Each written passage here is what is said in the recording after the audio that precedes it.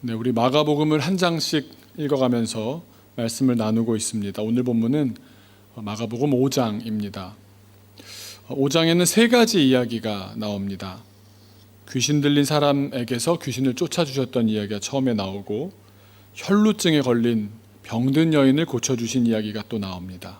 그리고 죽은 소녀를 살려주셨던 이야기, 그렇게 세 가지 이야기로 구성되어 있습니다. 예수님의 능력이 점점 더 크고 강하게 펼쳐져 가는 모습입니다. 귀신을 축출하고 병을 고치는 정도를 넘어서 사망의 권세까지 정복하셨으니 실로 그 누구도 흉내낼 수 없는 권능의 하나님이십니다. 그래서 이 찬양의 가사가 떠오릅니다. 불가능한 일 행하시고 죽은 자를 일으키시니 그를 이길 자 아무도 없네. 그런데 우리가 이런 기적적인 놀라운 기사를 접할 때면 우리들은 보통 어떤 부분에 주목하게 됩니까? 예수님의 능력이 얼마나 대단한지, 또 그 능력이 펼쳐지는 그 기적의 현장이 얼마나 드라마틱한지, 우리는 보통 이런 부분에 귀를 기울이고 시선을 모으게 됩니다. 놀라운 일들을 보면서 우리가 경탄에 맞지 않는 것 당연한 일입니다. 그런데 우리가 거기까지만 보고 멈춰버리면 중요한 부분을 놓치게 됩니다. 예수님께서 우리를 대하시는 진짜 그 마음을 다 알지 못하기 때문입니다. 오늘 말씀을 통해 마가복음 5장의 세 가지 사건을 보다 깊이 들여다보면서 우리 예수님께서 우리를 만나주시고 구원하실 때에 우리를 어디까지, 어느 지점까지 인도하시려는지, 또 우리를 향한 하나님의 계획과 사랑과 기대를 또 알게 되는 시간이 되기를 주님의 이름으로 축원합니다. 5장의 첫 번째 사건은 귀신 들린 사람에게서 귀신을 쫓아내주신 사건입니다. 예수님께서 지난주에 우리 말씀 나눴던 대로 풍랑이 있는 바다를 건너서 배를 타고 어느 지역에 내리시게 됐습니다. 예수님께서 배에서 내리시자마자, 그러니까 새로운 마을에 당도하자마자 제일 먼저 달려나온 사람이 있었습니다. 귀신이 그 사람 안에 들어간 지 아주 오래된 사람이었습니다. 예수님은 이 사람 속에 들어온 귀신을 쫓아내셨습니다. 그런데 이 한 사람에게서 나온 귀신이 이름부터가 군대였습니다. 군대, 영어로 리지언 그럽니다. army라는 보다 리지언은 뭐냐면 로마 군대의 한 단위 부대였습니다. 무려 돼지떼 2,000마리에게 들어갔을 정도로 조직적이고 집단적인 규모였습니다. 우리는 이 사건에서 두 가지 교훈을 얻게 됩니다. 첫 번째는 예수님에 대한 교훈입니다. 예수님은 귀신도 내쫓으시는 모든 신 중의 신이고 왕 중의 왕이시구나. 첫 번째 교훈은 우리가 그 사실을 알게 되고요. 근데 이 사람을 보면서 우리는 오늘 말씀은 예수님에 대한 교훈보다 우리들을 향한 두 번째 교훈에 주목하고 싶습니다. 한번 이 사람의 입장에 대해 생각해 보시기 바랍니다. 자기를 끔찍이도 괴롭혔던 귀신들이 하루아침에 다 나가버렸습니다. 자, 그렇다면 이제 이 사람은 곧바로 정상적인 삶으로 돌아갈 수 있겠습니까? 그간 이 사람이 살아온 삶이 어땠겠습니까? 아마 이 동네에서 이 사람 모르면 간첩이었을 겁니다. 그래서 오늘 말씀 3절, 4절, 5절은 이렇게 기록합니다. 이 사람의 평소의 행색이 삶이 어땠는지를 보여주는데요. 그 사람은 무덤 사이에 거처 하는데, 사람 사는 데 있는 것이 아니고 죽은 이들이 있는 곳에 사는 겁니다. 이제는 아무도 그를 쇠사슬로도 맬 수 없게 되었으니, 그 안에는 귀신의 힘으로 쇠사슬을 매려고 오면 더 큰 힘으로 물리치곤 했던 겁니다. 이는 여러 번 고랑과 쇠사슬에 매였어도 쇠사슬을 끊고 고랑을 깨뜨렸음이러라. 그리하여 아무도 그를 제어할 힘이 없는지라. 이 마을에서 힘 제일 센 사람이었습니다. 5절엔 밤낮 무덤 사이에서나 산에서나 늘 소리 지르며 돌로 자기의 몸을 해치고 있었더라. 자학까지 하고 있었습니다. 요즘은 아파트 살다 보니까 그런 일이 없는데요. 예전에 동네마다 미친 사람이 꼭 있었습니다. 그럼 동네 아이들끼리도 모여 앉아서 그 미친 사람 이야기를 합니다. 그러면서 나 그 미친 사람 때려봤어. 나 그 미친 사람 손 대봤어. 돌 던져봤어. 걔가 벗고 있는데 그거 내가 치부를 보았어. 그런 이야기들이 마치 영웅담인 양 떠버려지기도 했습니다. 그러니까 이 한 사람의 무너져버린 인격이며 훼손된 신체까지 온 동네 사람들이 다 똑똑히 보았을 겁니다. 물론 만군의 주 여호와 하나님의 아들 예수님께서 자기를 괴롭히고 인생을 완전히 망가뜨렸던 귀신들을 내쫓아 주셨으니 더할 나위 없이 감사한 일이기는 하지만, 그렇다고 해서 이 사람이 아무 일도 없었던 것처럼 사회에 복귀할 수 있었겠습니까? 자기의 바닥을 두 눈 똑똑히 다 보아버린 공동체를 구성하는 사람들과 함께 이 사람이 공존해서 살 수 있겠습니까? 치유받고 구원받은 일과 그 이후의 삶의 문제는 좀 다른 문제로 느껴지지 않으십니까? 성경도 이 사실을 기록하고 있습니다. 아니나 다를까 이 사람이 옷을 입고 앉아있는 모습에, 이 사람이 정신이 온전한 모습에, 이 사람이 가만히 앉아있는 모습에 사람들은 경계합니다. 15절에 나오는데 14절 하반절부터 읽어보도록 하겠습니다. 14절 하반절을 보시면 사람들이 어떻게 되었는지를 보러 온 겁니다. 그 사람이 나았다며? 에이, 그 사람이 설마? 맞아, 확인하려고 왔습니다. 그랬더니 15절에 예수께 이르러 그 귀신 들렸던 자, 곧 군대 귀신 집혔던 자가 옷을 입고 정신이 온전하여 앉은 것을 보고 어땠습니까? 두려워했습니다. 이런 사람들과 앞으로 살아갈 수 있겠습니까? 마을 사람들은 이 사람의 변화를 바로 받아들이기가 어려웠던 겁니다.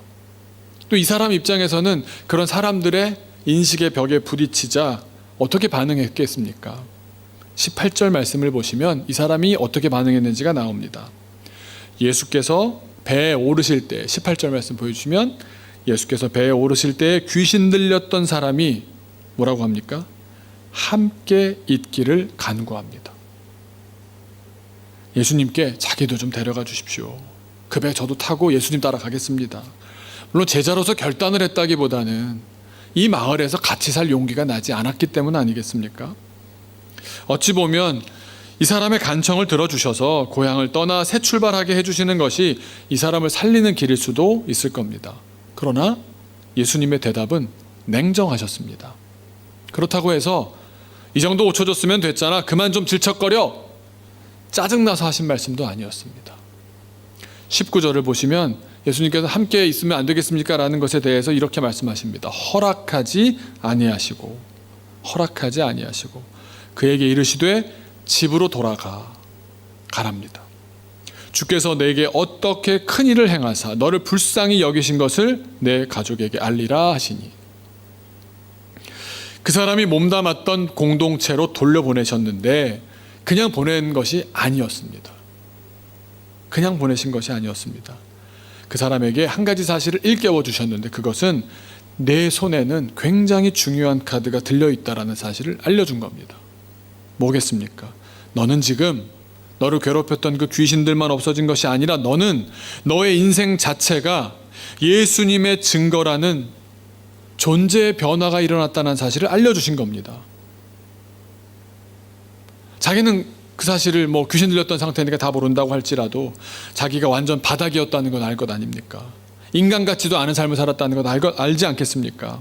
그런데 그것이 나의 정체성이 아니라, 나의 정체성은 이제 나는 예수님께서 기적을 베푸셔서 회복된 그 사람, 나는 예수님께서 특별히 불쌍히 여겨주신 그 사람이다. 나는 예수님의 증거다. 존재의 변화가 일어난 겁니다. 그것을 이 사람은 잘 모르고 있었을 때 예수님께서 알려주신 겁니다. 그러니까 그냥 돌려보내신 것이 아니라 그의 인생의 의미를 알려주셔서 자존감을 세워주신 다음에, 그 다음에 예수님께서 말씀하신 겁니다. 내 가족에게 내가 예수님의 증인임을 알리거라. 실제로 그가 그렇게 합니다. 그랬더니 어떤 일이 벌어집니까? 20절에 보면 그가 그렇게 말하니까 모든 사람이 놀랍게 여기더라. 왜냐하면 이 사람은 이제 놀라운 증거의 사람, 예수님의 증인이 되었기 때문입니다. 여러분, 이 간증을 들을 때 어떻습니까? 우리가 간증을 신중하게 들어야 하는데요, 잘못된 간증이 꽤 많기 때문입니다. 한때 은혜를 받았지만 한때 은혜 받은 그 내용만 계속 반복적으로 여러 자리를 바꿔가면서 그걸 가지고 강사로 다니면서 그걸로 수입을 올리시는 분들도 있습니다. 그런데 문제는 뭐냐 하면 사람은 죄에 취약하지 않습니까? 한 번 돌아섰는데 다시 돌아가지 않는다는 법이 없는 겁니다. 한때 은혜를 받았지만 돌아가서 같은 죄나 같은 중독이나 같은 유혹에 다시 빠지는 경우가 적지 않더라는 겁니다.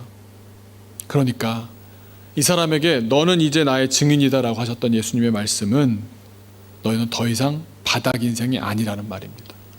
다시는 바닥 인생으로 돌아가지 않을 거라는 말씀입니다.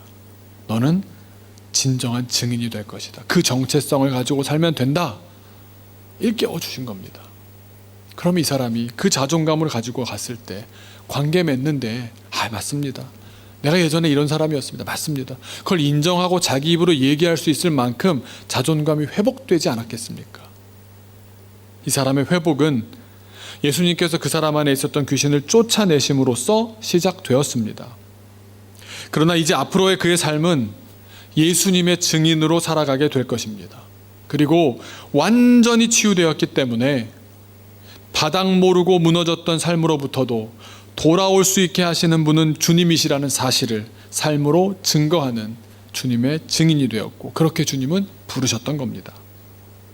나의 인생의 문제를 해결받았을 뿐만 아니라, 내 문제가 해결됐을 뿐만 아니라 예수께서는 그가 다시 자기 공동체로 돌아가서 사람들과 더불어 살아갈 수 있도록 그 자존감을 회복시켜 주셨던 겁니다. 그러므로 관계까지 회복하게 된 것입니다.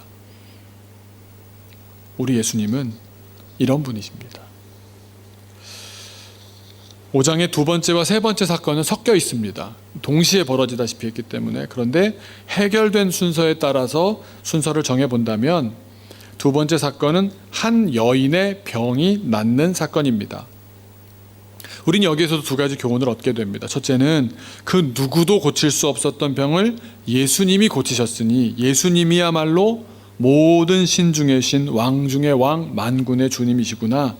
그 사실을 우리는 교훈으로 알게 됩니다. 그런데 두 번째는 우리가 앞서 귀신 들렸던 사람의 이야기처럼 이 은혜를 입은 사람 입장에서 생각해 볼 때 이렇게 얘기할 수 있는 겁니다. 예수님께서는 우리를 구원하실 때에 믿음으로 구원받았다 끝, 여기서 멈추는 것이 아니라 우리를 구원하실 때 우리를 온전히 회복시키신다는 겁니다. 3장의 내용이 다 똑같습니다. 세 가지 내용이 다 똑같습니다. 지난 주간에 통독을 하는데 참 넘어가기 어려운 부분을 통독을 했습니다. 그래서 혼자 하기 어려워서 여러분이 같이 해주시니까 넘어갈 수 있었습니다. 바로 레위기입니다. 옛날에도 왜 성문 종합 영어 공부하셨던 분들은 명사 박사가 우리나라에 많듯이 성경에는 레위기까지 가다가 그만두는, 그래서 창세기 출애굽기 박사가 많습니다. 레위기를 보시면 뭐가 거룩하고 뭐가 거룩하지 않은지, 이 사물은 왜 거룩하고 이 사물은 거룩하지 않은지, 뭐 어디서 갖고 온 무슨 물건에 대해서, 어떤 상황에 대해서 어떻게 예배하는 그런 뭐 예식에 대해서 다 거룩하고 거룩하지 않은지를 아주 세밀하게 구별해 두었습니다. 그러니까 재미가 없죠.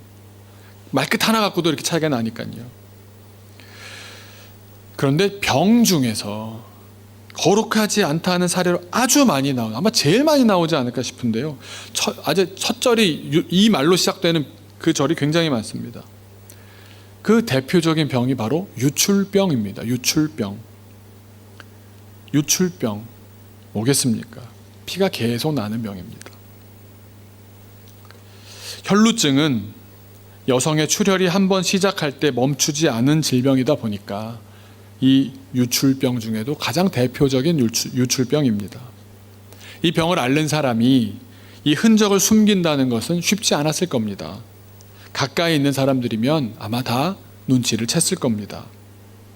그런데 이 여인의 입장에서 율법이 거룩하지 않다라고 하신 혈루증을 앓으면서 이 율법의 나라 이스라엘에서 산다는 것은 어떤 의미였겠습니까? 그것도 한 달, 두 달, 1년, 2년도 아니라 무려 12년째 12회를 그렇게 살아온 그녀의 인생은 아까 나누었던 귀신이 2,000마리도 더 들어와서 마을에서 괴물처럼 전락해버린 그 사람의 인생보다는 낫겠다라고 결코 말할 수 없을 겁니다. 모든 방법을 다 동원해 보았지만 고칠 수 없었습니다. 도리어 성경 말씀을 보시면 더 중하여졌다라고 기록합니다. 말씀드린 대로 주변 사람들 대부분 혹은 일부가 그녀의 병을 눈치챘겠지만 사람들이 암암리에 그냥 말 안 하고 넘어가주고 이러지 않았겠습니까? 속으로는 이 여인의 마음에 밝히 알려질까 두려워서 사람들을 피해 다녔을 겁니다. 그 마음이 어땠겠습니까? 조마조마하고 알려질까 두렵고 떳떳하지 못하고 유출병에 걸린 율법이 정한 그 저주받은 죄인이라는 자책에 시달리지 않았겠습니까? 그런 여인이 예수님이 지나간다는 소식을 듣고는 사람들 사이에 어떻게 하면 꽁꽁 싸매었든지 어떻게든 드러나지 않게 하면서 숨길 만큼 최대한 숨겨놓고선 예수님 옷에 손만 대어도 나으리라, 구원을 받으리라, 이 믿음 하나를 가지고 예수님의 옷에 손을 대었던 겁니다. 그리고 나았습니다. 예수님께서는 자신의 몸에서 능력이 나갔다는 사실을 아시고는 빽빽한 군중들 사이에서 그녀를 찾습니다. 제자들이 그럽니다. 아니, 예수님 이렇게 밀치고 있는데 누가 손댄 사람이 한둘입니까? 그런데 아니라고. 내 능력이 분명히 나갔다고. 그 사람이 누구냐고. 그녀가 나타나게 되었고 그 주변에 있던 빽빽한 사람들이 그 한 여인을 집중하게 되었습니다. 어떻겠습니까? 그 여인이 엄청 주눅 들었을 거고요. 엄청 움츠러들지 않았겠습니까? 33절을 보시면 두려워하여 떨며 왔다고 기록합니다. 사람들이 막 주목을 한눈에 받고 눈을 피해 다니던 사람인데 그 모든 군중의 눈이 자기만을 향하고 있을 때 심리적으로 엄청 힘들었을 겁니다. 하지만 그 믿음이 있었기에, 예수님만 믿었기에 예수님께 다 말씀드렸습니다. 상세히 여쭈었습니다. 그러자 예수님께서는 그 말씀을 성경에 기록되어 있지는 않지만, 그 여인이 했던 말은 성경에 기록되어 있지 않지만 예수님이 이어서 하신 말씀이 기록되어 있습니다. 아마 예수님께 창피하니까 귓속말로 했을지 작은 소리로 했을지 이건 모르겠습니다만 예수님께서는 이렇게 말씀하십니다. 따라. 관계어로 부르십니다. 그리고 구원을 선포하십니다. 내 믿음이 너를 구원하였으니. 그리고 놀라운 선포를 하십니다. 뭐라고 하십니까? 평안히 가라. 내 병에서 놓여 건강할지어다. 여러분 성경 읽어보시면요, 건강하라고 명령받은 사람은, 예수님으로부터 명령받은 사람 성경 전체에서 이 여인 한 분밖에 없습니다. 엄청 건강했을 것 같지 않습니까? 그런데 눈여겨볼 대목은 이 부분입니다. 이미 병이 고쳐졌거든요. 몸에서 능력이 나간 것을 아시고 그 여인의 혈루증 근원이 마른 것을 알게 되었습니다. 그 다음에 나누어진 대화거든요. 이미 병은 고쳐졌는데 왜 예수님께서는 병에서 놓이라고 또 말씀하셨던 걸까요? 이미 병이 끝났는데, 병이 다 고쳐졌는데. 그것은 예수님의 암묵적인 메시지가 이렇지 않았을까 싶습니다. 너의 병이 육체적으로 치료될 뿐만 아니라, 그러니까 병 때문에 겪게 된 너의 육체적인 고통은 물론이고 그로 인해서 네가 겪었던 정서적인 정신적인 고통까지도 이젠 치료될 것이다 라는 말씀 아니겠습니까? 그래서 예수님께서는 먼저 선포하십니다. 평안히 가라. Go in peace. 너는 믿음으로 구원되었을 뿐만 아니라 병으로부터도 육체적이고 정신적인 고통까지도 다 해방되었으니 너는 이제 평안히 살 수 있다. 건강하려무나. 말씀하신 겁니다. 그녀의 온전한 회복은 병으로부터 비롯되어 그녀의 육체를 힘들게 하고 또 마음을 뒤흔들어 왔던 고통으로부터의 해방이었기 때문에 평화가 이제 선물로 주어졌던 겁니다. 그녀의 믿음은 구원을 이루었고 예수님께서는 앞으로 그녀가 행복하게 살 수 있도록, 그녀가 병 걸리기 전에 가졌던 그런 깨끗하고 이런 진실했던 그 마음이 회복될 수 있도록 상처를 싸매어 주셨습니다. 앞선 귀신 들렸던 사람에게는 관계의 회복, 자존감의 회복을 주셨다면 이 여인에게는 병을 해결해 주셨을 뿐만 아니라 마음의, 이 심령의 평화를 선물로 주셨습니다. 그걸 회복시켜 주셨습니다. 마지막 세 번째 이야기는 가장 강력합니다. 죽었던 소녀를 살려내셨습니다. 역시 두 가지 교훈을 얻게 됩니다. 첫째 뭡니까? 죽은 자도 일으키시는 예수님이시구나. 예수님이야말로 능력의 하나님이시구나. 하나님의 아들이 맞구나. 그렇게 능력을 베푸실 수 있는 사람은 아무리 세상에 비슷한 일을 한다는 사람이 있다 하더라도 죽은 자를 살리신다는 것은 하나님의 아들이 아니시면 안 되는 것 아닙니까? 생사화복을 주장하시는 분이구나. 우리는 이 교훈을 한 가지 알게 됩니다. 또 다른 하나의 교훈은 역시 예수님께서 우리를 구원하실 때 우리를 온전히 회복시키신다는 교훈입니다. 길을 가던 중에 그 소녀를 향해서 길을 가던 중에 그 12의 혈루증 앓는 여인을 만나는 바람에 시간이 지체되었습니다. 그래서 그 소녀를 만나기 전에 사람들이 벌써 와서는 예수님, 그 아이가 죽었습니다. 회당장 야이로의 딸이었으니까 아버지 되는 야이로에게 가서 다 죽었습니다. 이제 예수님 와도 소용없습니다. 죽었습니다. 그런데 예수님께서 뭐라고 하십니까? 잔다라고. 자고 있는 것이지 죽은 것이 아니다라고 말씀하십니다. 여기에 대해서 학자들이 여러 가지 해석이 있습니다만 오늘 이 맥락으로부터 5절 전체를 흐르는 맥락으로부터 이렇게 나누고자 합니다. 예수님께서 물론 소녀의 생명을 회복시켜 주셨습니다. 예수님이시니까, 하나님의 아들이시니까 하실 수 있는 일입니다. 그런데 그 부분만 강조될 것이 아니라 그 아이의 마음을, 그 가족의 형편을 어떻게 만지시는지를 보았으면 좋겠습니다. 그래야 구원 이후에 온전한 회복이 가능해지기 때문입니다.